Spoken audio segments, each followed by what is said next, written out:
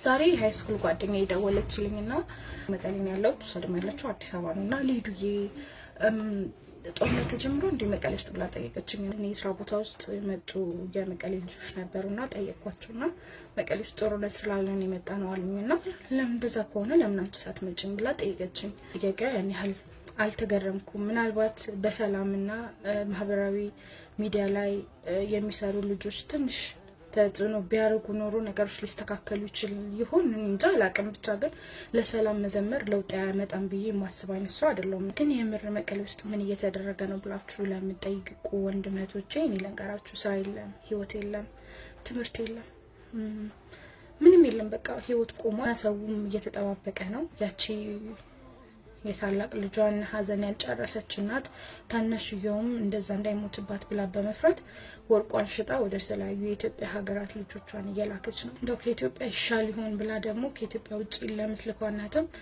ወይ ልጇ ሬሳ ይመጣለታል፣ ካልሆነ ደግሞ ልጅ ተይዟልና ብር ላኪ ተብላ መርዷን ትነገራለች። ሀዘን ለቅሶ ነው።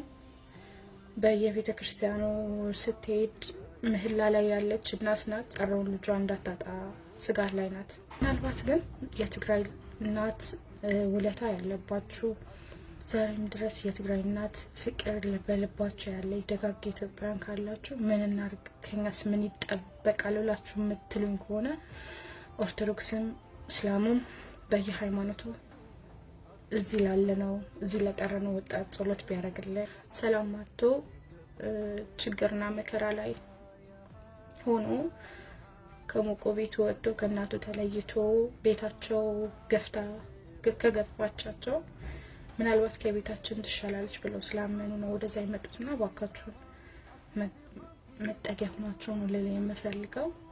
እግዚአብሔር ያውቃል አሁን ለመለወጥ ሳይሆን ጸሎታችን ለመኖርና ለሰላም ሆኗልና እግዚአብሔር ይስማን ነው የምለው። አመሰግናለሁ።